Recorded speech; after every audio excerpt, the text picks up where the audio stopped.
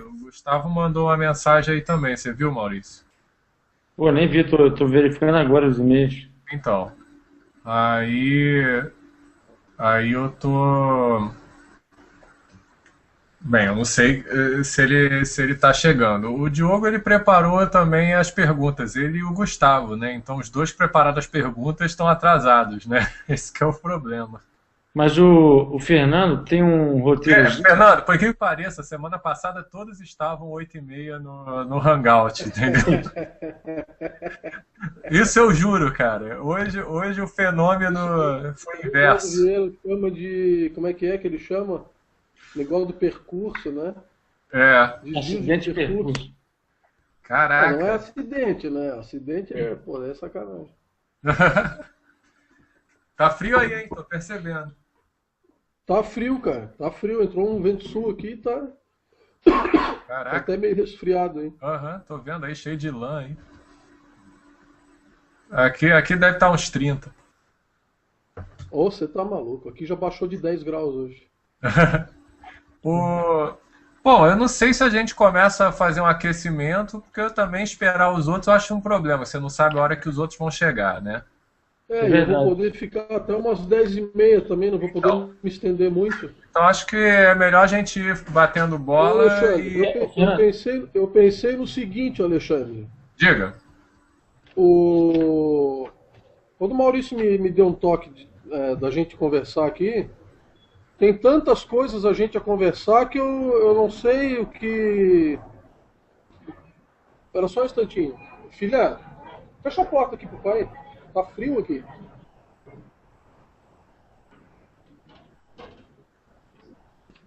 Então, é tanto o tema, né? Tanto assunto aí que eu não sei se eu fico assim mais à disposição de alguns pontos que vocês quiserem levantar para a gente aprofundar, O ou status, assim, colocar alguns pontos. o ponto atual que a gente está, a gente vem trabalhando alguns aspectos sobre processos de ectoplasmia e curas espirituais, né? Então, o Certo. grupo vem trabalhando alguns textos, tem sido trazido também experiências, então a gente tem um blog onde a gente vai relatando experiências e depois a gente debate em cima dessas experiências, né? Perfeito, eu vi agora que o Marcelo me falou. O Gustavo ele está fazendo uma tese também sobre curas espirituais, só que ele está trabalhando sobre o ponto de vista dos médicos, né? E como que o discurso sobre o ectoplasma, sobre espiritualidade vem sendo trabalhado dentro da medicina, né? A chamada medicina espírita, né? Certo. Então ele vem fazendo um trabalho de antropologia para entender esse processo de formação, né? Dos discursos de cura, né? E, enfim, então a gente vem trabalhando esses assuntos. Aí foi sugerido você retornar, né? A gente já tinha conversado da outra vez, lá atrás. Claro, claro. Aí Tá hoje os lá dois na nossa interesses. tentativa de entrar na Extracons, né, cara? Pois é, eu acabei desistindo e mantendo aqui o núcleo mesmo aqui de trabalho, É porque melhor, por né? várias razões, né? Claro. Aí, Então, eu não sei se o meu trabalho especificamente entraria dentro disso aqui que vocês estão trabalhando, né? a gente queria Mas, saber um pouco era disso que você vem desenvolvendo atualmente na Federal, né, de Santa Catarina, né, que tá. parece que você tem uma atividade lá, que é e aí falar sobre essa atividade, explicar como é que ela vem sendo trabalhada lá por você. Tá. Eu vou deixar um pouco, eu vou só fazer um contexto que eu acho Tá. que é importante, assim, como é que aconteceu lá o trabalho, né?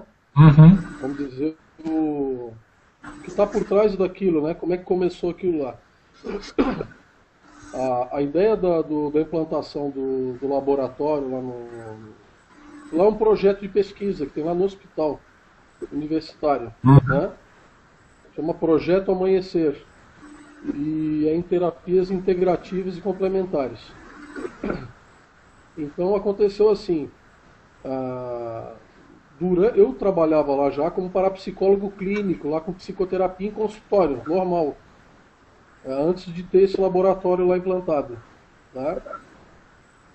Primeiro aconteceu, eu e o Guilherme Killian, de Joinville, a gente trabalhava, tinha um grupo como o de vocês, assim, né? De trocas e tal. Ele mora em Joinville, eu moro aqui. E a gente começou a cogitar da ideia de fazer experimentos de retrocognição em laboratório. Aham. E a gente fez 2 experimentos desse, um aqui em Florianópolis e outro lá em Joinville. Então a coisa começou aí, na verdade, a ideia de um laboratório de autopesquisa da consciência que pudesse utilizar vamos dizer, dos métodos, né, não convencionais, naquilo que a gente conhece dentro da comunidade conscienciológica, que seria aqueles métodos que tem lá nos laboratórios lá e tal, que seriam os métodos em que se utilizaria a indução por relaxamento, hipnoterapia, para o desencadeamento de estado alterado de consciência, estado de alteração de consciência, principalmente para fins de retrocognição ali, tá? O que motivou o experimento na época foi isso que eu coloquei ali, até naquele roteiro ali, Maurício, que é a autopesquisa parapsíquica. Eu sempre me envolvi com isso aí, até antes do Instituto, né? Eu comecei muito pequeno a estudar projetabilidade e tal. E num dado momento da minha autopesquisa, já tinha feito várias retrocognições, até induzidas assim por hipnoterapia, né? Eu fiz a formação do curso, que o Maurício até fez uma experiência agora de psicoterapia reencarnacionista, né? Eu fiz a formação lá em regressão clínica, aquilo tudo lá. Então me coloquei lá naquele laboratório para ver como é que era alguém conduzindo aquela experiência ali. E baseado nessas, eu nem sei te dizer quantas experiências de regressão eu já tive, mas passa de 20, 25 ou 30, não sei dizer exatamente. Espontâneas, autoinduzidas, heteroinduzidas assim nesse contexto terapêutico e tal. Mas daí nesse movimento de autopesquisa, percebi assim, que tinha uma lacuna entre as vidas anteriores e essa aqui. Eu constatei isso fazendo análise comparativa, padrão da minha personalidade, traços, tendências e tal. Principalmente alguns interesses que se manifestavam na minha infância em relação àquela área ali. Até não era à toa que eu me interessava pela coisa da extracons. Era o meu interesse pelo assunto cosmológico, exatamente desde criança mesmo, que eu me inclinava a isso aí. E aí isso eu levantei a hipótese de que realmente poderia ter acontecido alguma coisa significativa nesse período intermissivo que me desse, vamos dizer assim, que me inclinasse a ter esse tipo de interesse já naquela época, né, por hipótese, já inato, já trazia aquele interesse, né, que a minha família não manifestava traço de interesse nada por isso aí e tal, né. E aí a gente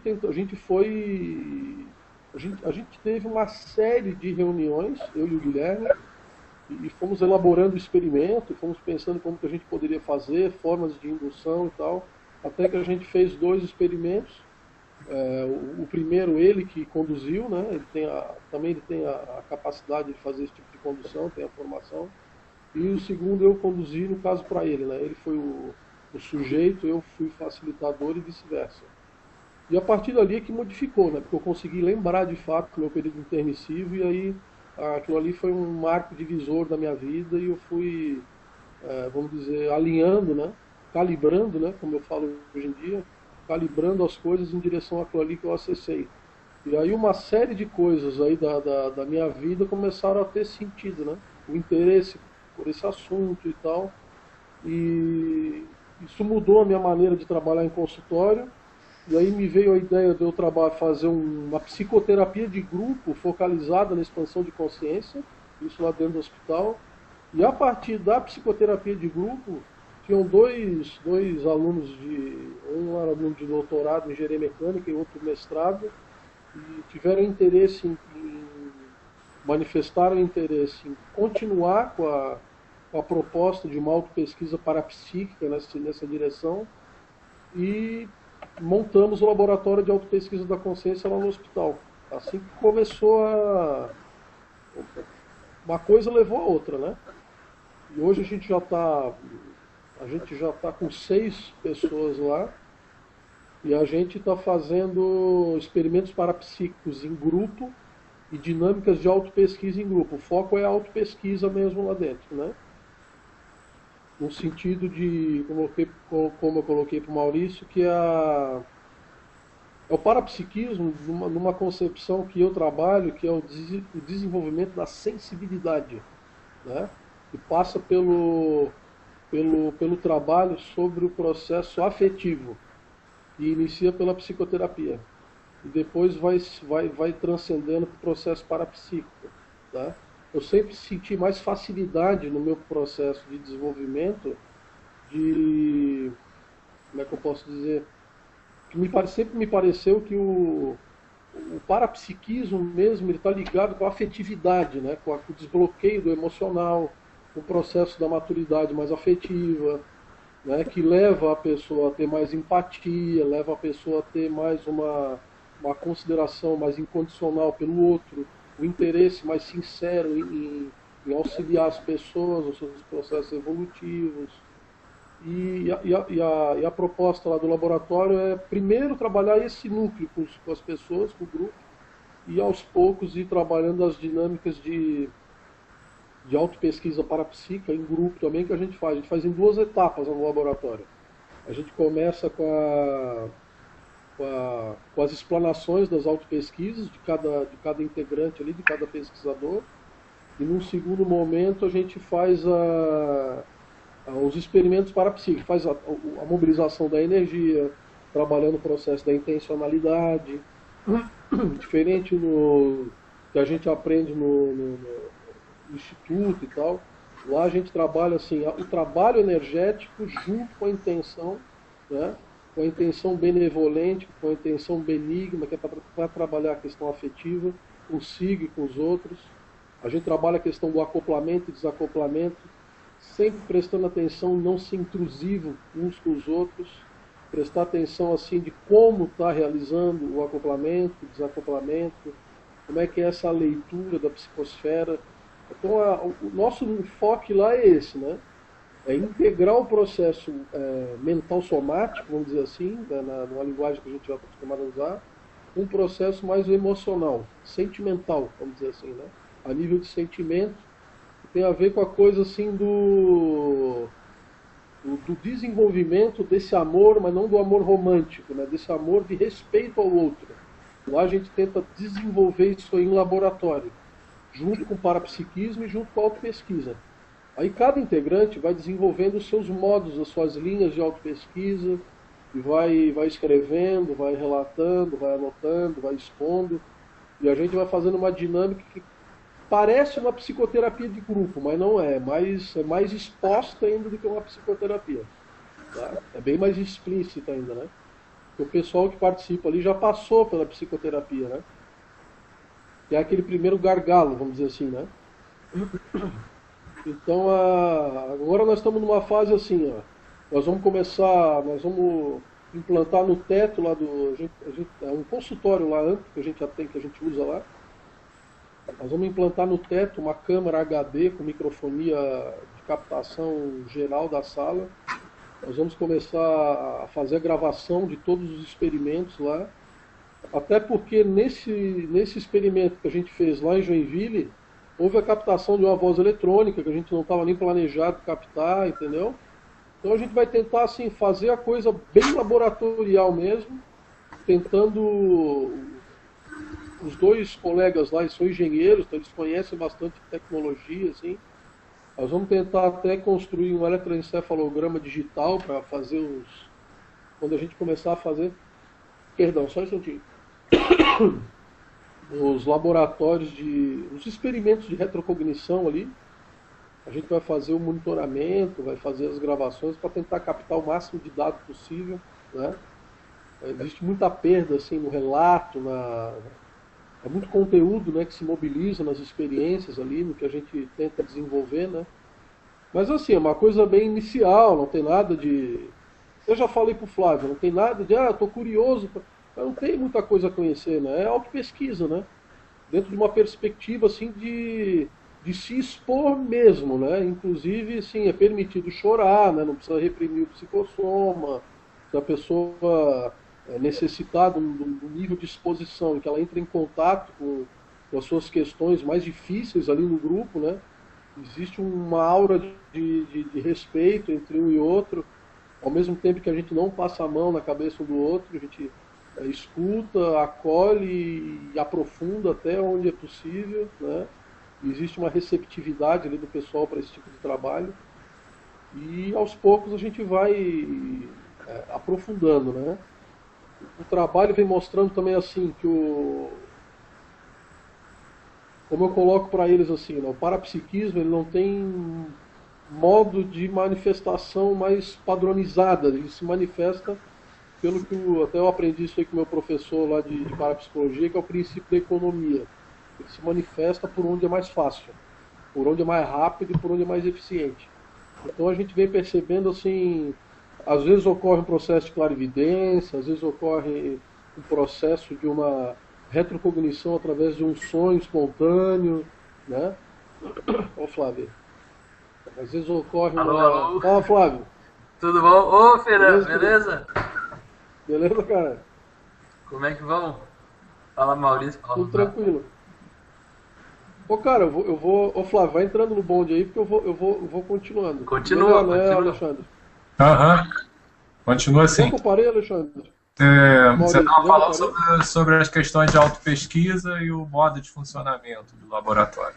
Ah, tá. O modo de funcionamento do parapsiquismo vem me parecendo que tem bastante relação com isso aí, que é o princípio da economia. Que é o parapsiquismo, ele é um modo vamos dizer assim, de manifestação, alguma coisa nesse sentido, que vai tentar, do jeito mais econômico, do jeito mais eficiente e rápido, alcançar aquela determinada informação. Então, pode ser via sonho retrocognitivo, pode ser via clarividência, pode ser via até mesmo telepatia via mediunidade na hora do experimento, como já aconteceu ali. Fernando, Fala, querido. me explica uma coisa. O grupo lá, ele é fixo ou ele é variável? Como que funciona? E vocês fazem esse trabalho toda semana? Fixo. É fixo. Uhum. Como eu disse para ti, é um grupo que está sendo formado, né? Até agora a gente fechou. Agora é um grupo que nós vamos fechar, não entra mais ninguém por enquanto. Até esse grupo ficar bem trabalhado internamente, né? A sincronização do grupo, para que seja possível a inclusão de novas pessoas no grupo ali, né? Uhum. A gente faz o seguinte, a periodicidade, você perguntou? É. A periodicidade a gente está fazendo assim, é de 15 em 15 dias, tá? Agora mudou, a gente começa 1h30, faz ambientação até as 14, ou seja, a gente chega lá no hospital, cada um faz o seu próprio centramento e vai se preparando internamente para o início do trabalho, começa às 14. E a gente vai até 19 horas, de 15 em 15 dias.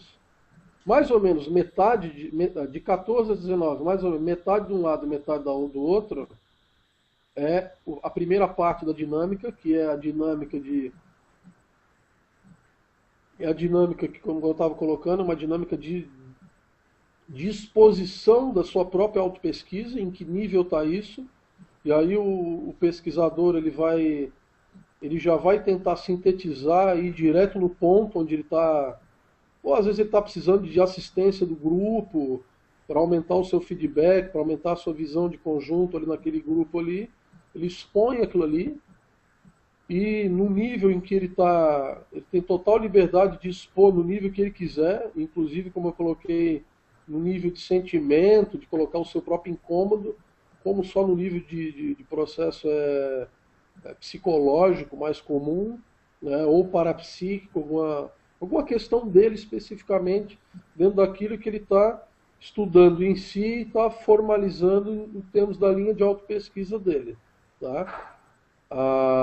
A partir disso aí, o grupo escuta isso, né?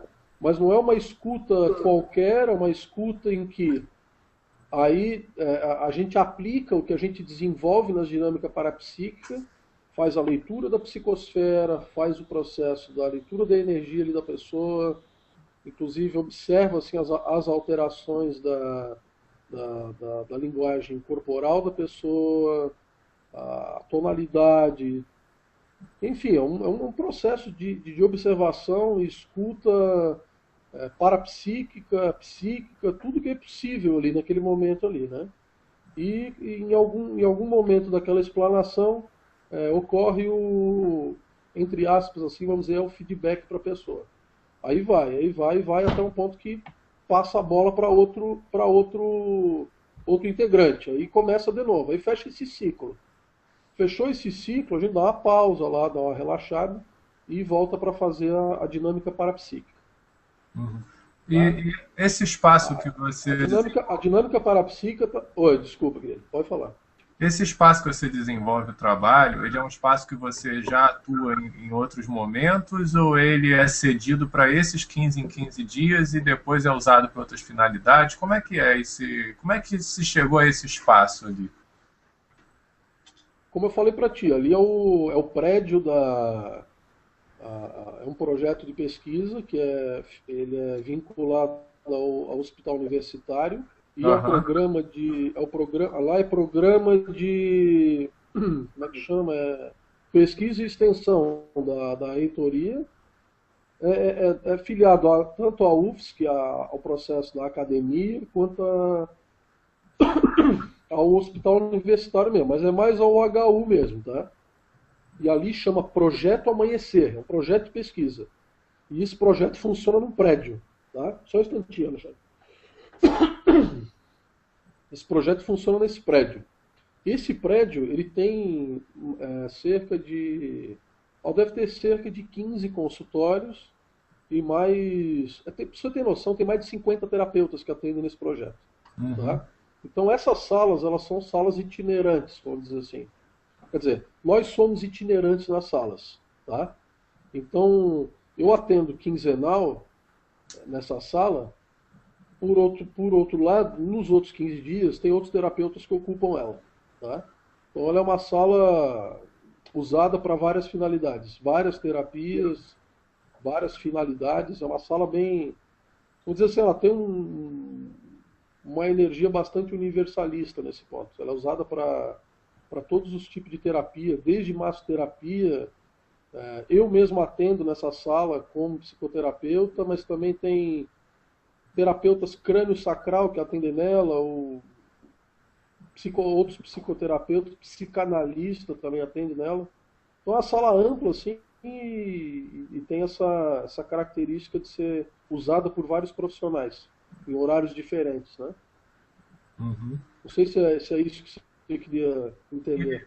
É porque eu queria entender, assim, porque não é muito comum você ter, nem no ambiente universitário, nem no ambiente hospitalar, você ter uma abertura para a experimentação parapsíquica ou para essa abordagem que você está utilizando. Então, assim, eu queria entender como é que é recebido, como é que é colocado esse trabalho. Normal, como é que é a receptividade aqui? Para você ter noção, a gente tem um ambulatório de apometria dentro do HU.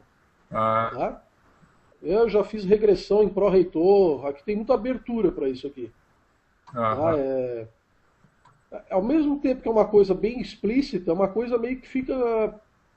Como é que eu posso te explicar?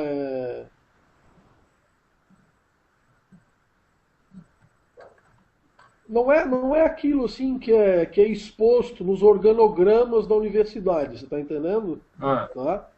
Mas não está exposto nos organogramas, assim, de maneira tão explícita quanto os departamentos acadêmicos, tá?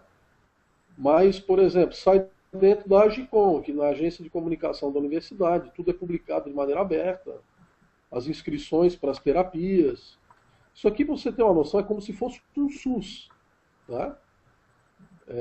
Onde a gente presta assistência para os funcionários, para os servidores da universidade, para os alunos, para os terceirizados também, e para a comunidade fora da universidade. Então, e é tudo gratuito. Então, praticamente é um SUS de terapia integrativa. É o único, né, da ilha, né? Fernando, atende de maneira gratuita e aberta esse tipo de proposta. A gente sabe que está começando agora, né? Não sei como é que está aí no Rio, Maurício, essa questão de terapia integrativa no SUS, então, acho que eu ia te perguntar bem inicial ainda aí, né? Fernando, eu tinha também uma coisa que eu não sei se para complementar, eu não tinha visto ainda. Eu abri agora o site do Projeto Amanhecer lá do HU, né? Eu botei, nem tinha me tocado que eles podiam ter, né? E aí tem um histórico aqui, depois vou dar uma olhada com calma, mas acho que eu vou até compartilhar com o pessoal que eles falam, pelo que eu estou entendendo, que em 96 eles começaram com o pessoal da naturologia, trabalhando com reiki, com os próprios enfermeiros e médicos ali do hospital, como se fosse aquele negócio laboral, sabe? De pega os próprios da enfermagem auxiliares, começa a trabalhar ali com queixa de cansaço e tal, pelo que eu tô lendo. Depois vou ler com mais calma. Mas achei queixa de cansaço, está escrito só queixa de cansaço aí, eles foram legal de botar só isso aí. Eles disseram assim, considerando inúmeras queixas de cansaço, estresse, dores generalizadas e carência de atenção por parte dessas pessoas no seu dia a dia, buscando despertar o olhar desses profissionais para o seu interior, ou seja, criatividade, na perspectiva de redespertar suas potencialidades. E aí diz, esse programa inicialmente... Exatamente. Começou como um projeto para prestar assistência para os próprios enfermeiros dentro do HU. Isso em 96, né? Só que hoje já não é mais isso aí, né? Hoje já é uma coisa bem mais ampla. Oi. Fernando, eu queria entender, como é que o pessoal, como é que está a interação assim, com o pessoal da psiquiatria do hospital, se eles...